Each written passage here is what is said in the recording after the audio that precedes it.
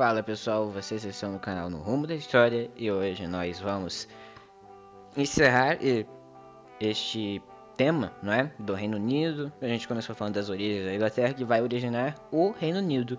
E ontem nós encerramos na parte em que Ana assume e em 1706 cria o Tratado de União, que será ratificado pelos atos de segurança em 1707, formando o Reino Unido da Grã-Bretanha, que tem uma diferença entre o Reino Unido da Grã-Bretanha e o Reino Unido que conhecemos hoje.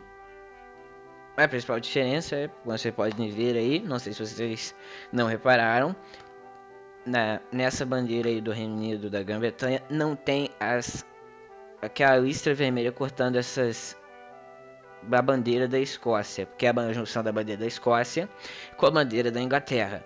O Reino Unido, lá por volta de 1801, vai mudar de bandeira porque vai adicionar a bandeira da Irlanda, que vai pôr uma linha vermelha formando um asterisco com linha vermelha onde está a bandeira da Escócia aí.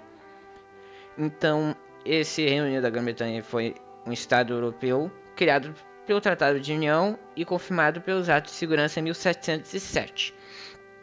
Ele foi fundado por Ana, principalmente por causa que a Escócia e a Inglaterra estavam em muito bons termos, né? Praticamente unidos. O rei da Escócia era basicamente o mesmo rei da Inglaterra, só que era necessário oficializar isso e também criar leis para isso. Então, Ana vai unir os dois em um só reino, encabeçado pelo rei da Inglaterra.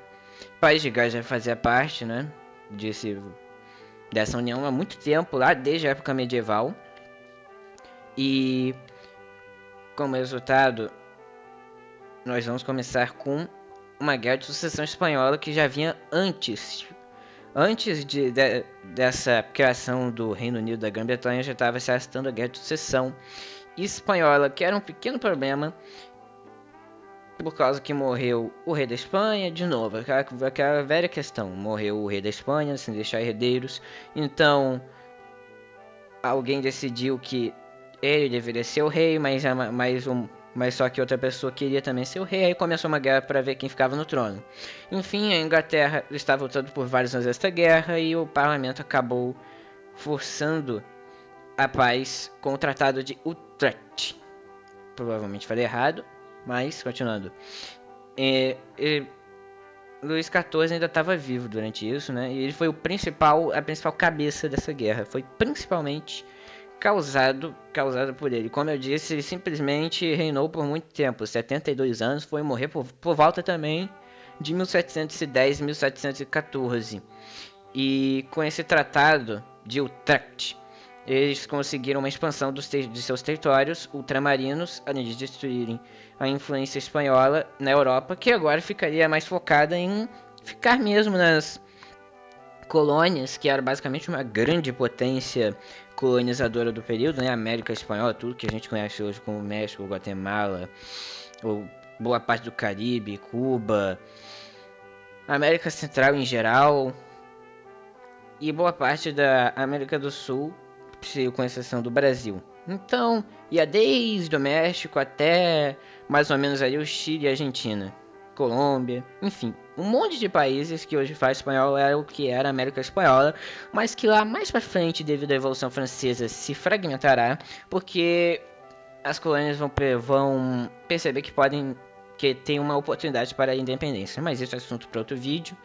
Voltando para o assunto deste vídeo, a França então vai ter que ceder alguns territórios ultramarinos para a Inglaterra, enquanto a Espanha cede Gibraltar, que vai se tornar uma grande base marítima para os navios ingleses. Então Ana vai morrer sem herdeiros, então vai assumir Jorge I.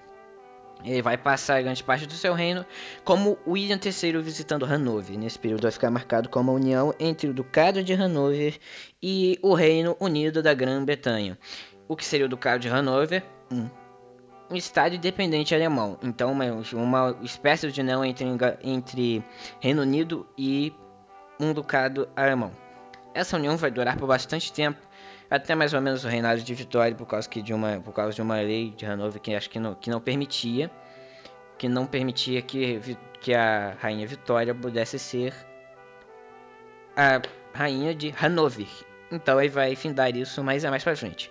Voltando, apesar de ficar muito tempo fora como William, o chefe de Hanover, ele vai conseguir guiar o Reino Unido rumo a uma estabilidade e consolidando o que já estava bem encaminhado, que era o domínio do Reino Unido nas questões europeias, porque ele vai fortalecer as forças armadas, especialmente a marinha. Também vai se consolidar também a Inglaterra como grande potência marítima. Ele vai morrer em 1727 com seu filho Jorge II assumindo. Ele vai acabar envolvendo a França na Guerra de Sucessão Austríaca de 1740 a 1748, que foi um conflito europeu que aconteceu por causa da desconfiança de uma parte dos beligerantes em ter Maria Teresa como monarca nos territórios de Habsburgo. Os ingleses vão lutar ao lado de Maria Teresa, e eu nem preciso dizer que os franceses estavam do outro lado. Então, durante essa guerra, também vai acontecer algo muito importante. Lembra, se não me engano, no vídeo anterior, quando eu falei que um processo de 100 anos... Lá no primeiro vídeo também, né, que eu falei que a Inglaterra não tinha capacidade de fazer a sua própria indústria têxtil, mandava lá para uma região da Bélgica com a Holanda e a França. Então, e agora que temos o primeiro grande boom industrial, a primeira revolução industrial em 1745.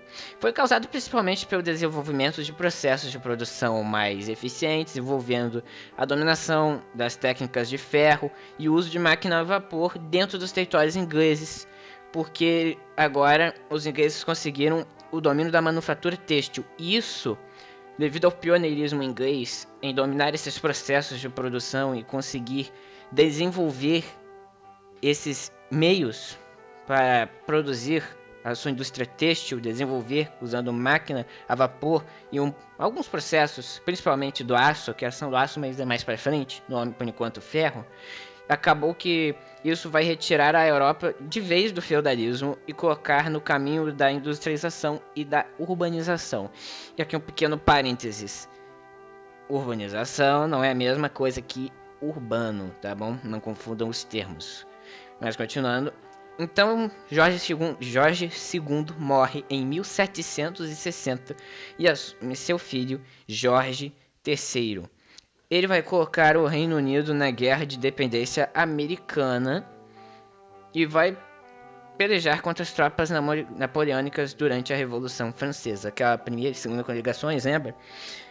Que das guerras napoleônicas de fato começam na terceira, quarta, quinta, sexta coligações. A sétima foi a Batalha de Waterloo, principalmente, né? Então, e você não vê as guerras napoleônicas começando na primeira coligação, porque a primeira e segunda foi o governo, entre muitas aspas, provisório francês, que lutando contra as potências europeias, como eu disse, que obviamente viram onde isso ia dar, né? Que já derrubaram o monarca da França. Tudo bem que o Luís XIV não foi muito gentil com a gente. Os franceses, eles não são as pessoas mais legais do mundo, mas o que está acontecendo na França pode acabar se espalhando. Então eles foram para tentar conter isso, mas não deu certo. A França acabou resistindo bem, principalmente por causa de Napoleão Bonaparte, um grande general, que depois vai se declarar soberano da França.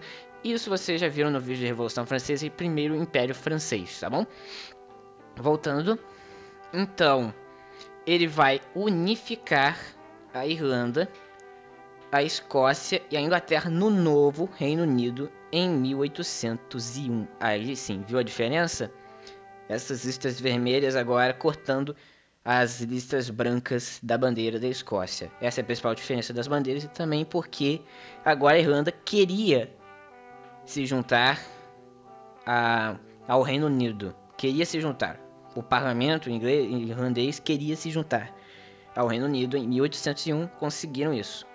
Então, Jorge III, ele vai sofrer de uma crise de loucura por volta de 1800 a 1810, e vai acabar saindo do trono para que seu filho Jorge IV seja o regente. Porém, ele vai morrer em 1820, então Jorge III sofre uma crise de loucura, é retirado do trono, mas ele morre em 1820. Então vai assumir agora definitivamente seu filho Jorge IV. E ele teve uma das maiores coroações já feitas no Reino Unido. E quando eu digo maiores, eu quero dizer mais ou menos essa foto aí que foi a coroação dele. Ou seja, um gasto enorme, cerca de 240 mil libras esterlinas, o que na época já era muita coisa, imagina hoje em dia. Para efeito de comparação, o antecessor dele, seu pai, gastou mais ou menos umas 10 mil libras esterlinas na cerimônia de coroação dele. Então dá para se dizer que o seu reinado também foi principalmente, né, de tendências mais artísticas, culturais, moda, não é? Ele vai influenciar bastante isso. Ele não se focou tanto em questões políticas, por assim dizer. Ele vai morrer em 1830 com Guilherme IV assumindo. Ele vai abolir a escravidão e o trabalho de menores no Reino Unido, algo que com a Revolução Industrial, né, teve esse problema, as péssimas condições de salário, né, também por conta dos salários baixos, acabava que as crianças também trabalhavam desde uns 8 anos, 7, 8 anos, começavam já a trabalhar nas fábricas, que agora já estavam dominando tudo, a industrialização, lembra? Agora havia fábricas por outra parte. Vamos ter também lá no final do século XIX, início do XX, a segunda revolução industrial, que vai engatar de vez esse processo de construção de fábricas, mas nesse período já estava começando isso. Então, as crianças acabavam saindo de casa porque os pais ganhavam mal, então acabava que as crianças também tinham que trabalhar nas fábricas. Então ele vai proibir isso e vai abolir a escravidão nos territórios do Reino Unido. Ele vai morrer em 1837, assumindo Vitória, um nome que vocês certamente já ouviram bastante, não é? Conseguiu completar até o Jubileu de Diamante como monarca, ou seja, Jubileu de Ouro quer dizer que ficou por 50 anos, e Jubileu de Diamante, mais ou menos aí uns 60, 70 anos. Então, em seu reinado, vai por fim a união entre Hanover e Reino Unido, porque, como eu disse, ela não podia ser a rainha de Hanover por conta das leis do Ducado de Hanover, então ela deixou o Ducado de Hanover com as mãos de sua própria dinastia. E aqui um parênteses muito importante ressaltar aqui, que de fato os reis ingleses tinham um pouco de ascendência alemã, porque lá atrás, dinastia hanoveriana, todos esses Jorges, o primeiro, o segundo, o terceiro e quarto, tinham sangue alemão, apesar de só de Jorge I e segundo, se não me falha a memória, terem nascido na Alemanha, tanto que aquele que se dizia como William III, não é? O Jorge I, ele era alemão e se dedicava principalmente a Hanover, como eu disse. Então Vitória vai acabar dando fim a isso, porque as leis de Hanover não permitiam que ela assumisse o trono de Hanover, e vai cortar de vez essa ligação entre Hanover e Reino Unido. E aí nós chegamos nas tenebrosas guerras do ópio. Então a primeira guerra do ópio, inicialmente. Eu vou falar das duas, apesar de ter um intervalo considerável, porque uma está diretamente ligada à outra, não é? Pronto, que é a primeira e segunda. Dá para se dizer que são continuidades uma da outra, né? Mas continuando. A situação era a seguinte: os ingleses estavam desenvolvendo sua indústria, revolução industrial, estavam com dinheiro, então eles começaram a se concentrar no Oriente, agora que as colônias estavam dando indícios começando a dar indícios de esgotamento, principalmente que agora a África, a corrida para a África, mas as colônias, tipo, a parte lá onde ficava o Canadá, onde fica hoje o Canadá e os Estados Unidos, sendo que os Estados Unidos saiu da mão dos ingleses, mas enfim, a região lá da América do Norte, ela não estava dando indícios de ser uma grande produtora de tecidos, então eles viram que havia um país na Ásia muito promissor nessa questão de tecidos, seda principalmente, a China. Os chineses, eles eram um mundo à parte até essa época aí, até o início do século XIX aí, 1800, eles eram considerados como um mundo à parte.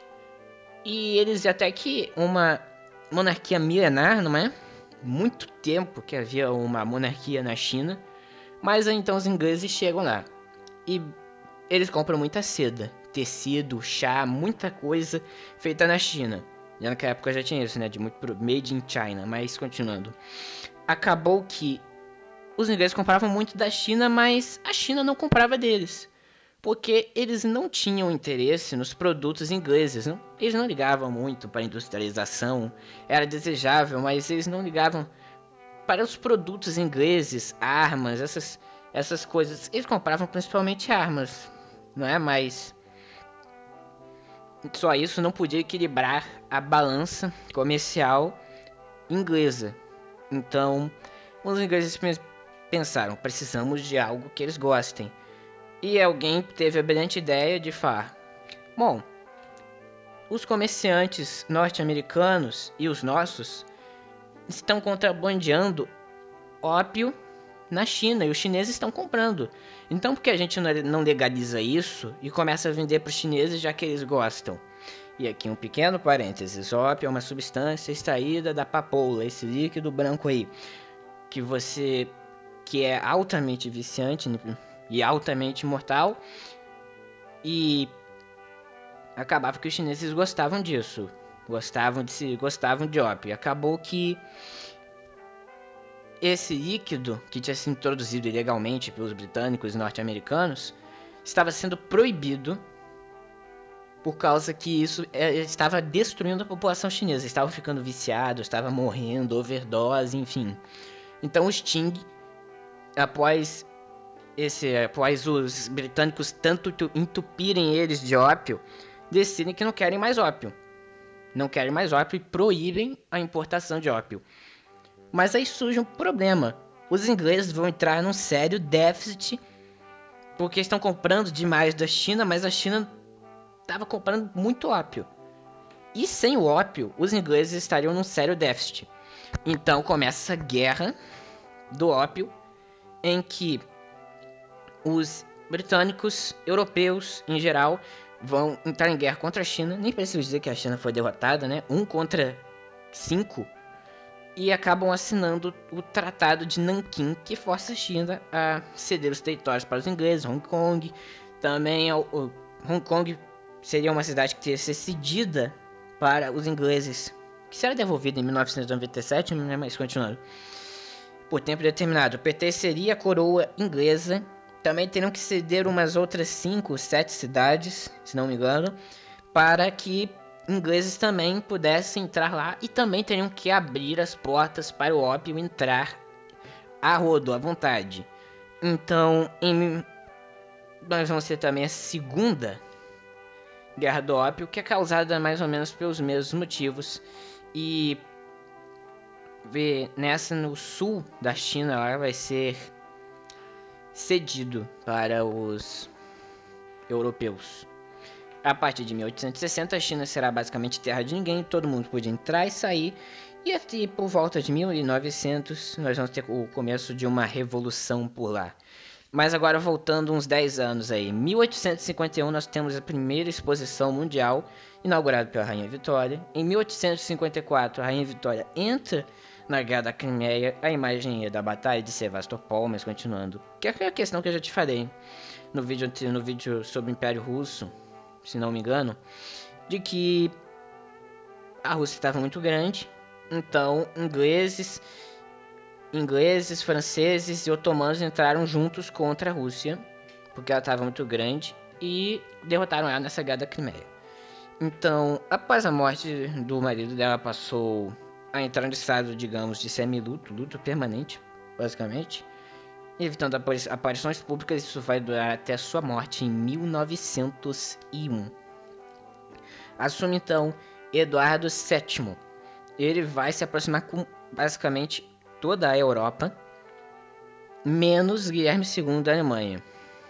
Lembra que Guilherme II, a partir do momento que Bismarck saiu do Império Alemão, como eu falei no vídeo sobre o Império Alemão, as relações do Império Alemão com a Europa vão decair, principalmente porque nesse começo aí, a Alemanha tinha começado sua industrialização, tinha produtos incríveis, mais baratos que os ingleses e mais eficientes, porém não tinha ninguém para comprar.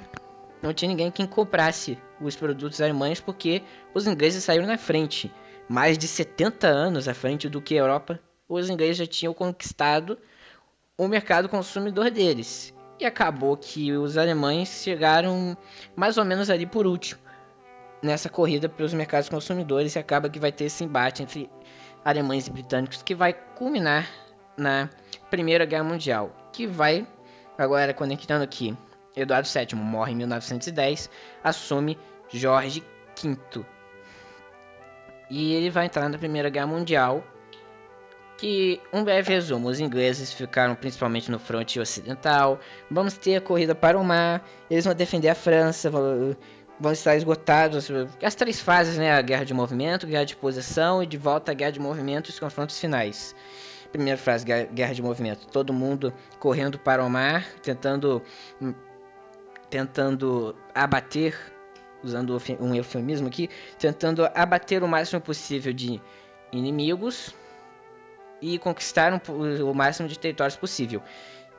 Então, inicia a segunda fase, por volta de 1915 e 16, que é a guerra de posição, em que os beligerantes vão ficar entrincheirados porque já não tinha mais para onde correr, e acabou que estava acabando o espaço para a batalha, eles ficavam muito próximos uns dos outros, começaram a se distanciar e cavar trincheiras porque não estava dando certo ficar abatendo todo mundo à sua volta. Então eles decidiram cavar trincheiras e ficar lá. Em 1917, os Estados Unidos entram enquanto a Rússia sai, porque os aliados, a Tríplice Entente, a Tríplice Entente estava seriamente desfalcada, seriamente prejudicada com essa guerra. A Europa em geral já estava destruída economicamente por causa dessa guerra, então os Estados Unidos entram do lado da Tríplice Entente e vence a guerra para eles. Então, no pós-guerra, a Irlanda se separa, porque as coisas já estavam ficando muito difíceis, né? Em 1922, a Irlanda se separa, um pedaço dela, porque a Irlanda do Norte permanece. Aí vai ser Reino Unido da Grã-Bretanha e Irlanda do Norte, mas continuando. Então, Jorge V morre em 1936, e agora... Bem, eu sei que eu dei uma corrida no vídeo, principalmente por causa dessa parte, que era muita coisa para falar, então tentei falar o mais explicativo possível e o mais resumido possível, mas eu sei que eu quero falar da Primeira Guerra Mundial. O que me interessa principalmente era o reinado de Jorge V, né? Mas eu sei que a curiosidade é grande, então um breve resumo do que aconteceu depois do reinado de Jorge V. Eduardo VII, ele vai reinar, vai assumir no lugar dele, porque ele morre em 1936, mas vai reinar por uns 30 dias mais ou menos, porque ele queria se casar com uma aristocrata americana divorciada. E nem preciso dizer que o parlamento não ia aceitar uma coisa dessas. Então ele acaba renunciando para poder se casar com ela. Então vai assumir Jorge VI. Esse é Eduardo VIII, tá? Aí então vai assumir Jorge VI, que vai perder definitivamente o domínio sobre a Irlanda, porque a Irlanda, no primeiro dia de mandato, a Irlanda conseguiu aprovar uma lei no seu parlamento que limitava seriamente os poderes de Jorge VI por lá, o que sobrou da Irlanda. Então nós vamos ter a Segunda Guerra Mundial, que ele vai participar, obviamente, do lado dos aliados. Vai ter vai ter a vitória, porque os britânicos principalmente, de novo, britânicos, franceses e alemães principalmente, mas só que a partir de 1942, 43 começam os Estados Unidos entram. A crise de 29, voltando um pouquinho, pegou seriamente a Inglaterra e o Reino Unido, e nesse período da Segunda Guerra Mundial, eles de novo ficaram destruídos. Fim da Segunda Guerra Mundial, nós vamos ter o Plano Marshall para reestruturar a Europa. Em 1942, Jorge VI vai oficialmente dissolver o Império Britânico e criar a Comunidade das Nações. A Irlanda não vai gostar muito disso, né? Vai sair. Então, em 1952, ele morre e assume Elizabeth II. Então, esse foi um breve resumo do que aconteceu depois, o reinado de Jorge V, que era o que me interessava, principalmente, mas como eu sei que vocês querem saber muito a história, até mais ou menos os tempos atuais da Inglaterra e depois Reino Unido, então este é o fim da nossa série sobre a Inglaterra. No próximo vídeo vou estar iniciando a série sobre um novo país, provavelmente o último ou o penúltimo país, antes de eu falar da Primeira Guerra Mundial especificamente, e depois das suas consequências, e talvez Segunda Guerra Mundial. Provavelmente vou falar sobre a Segunda Guerra Mundial depois da Primeira, né? Mas, enfim, esse foi o vídeo de hoje. Obrigado por assistir, valeu, falou, tchau.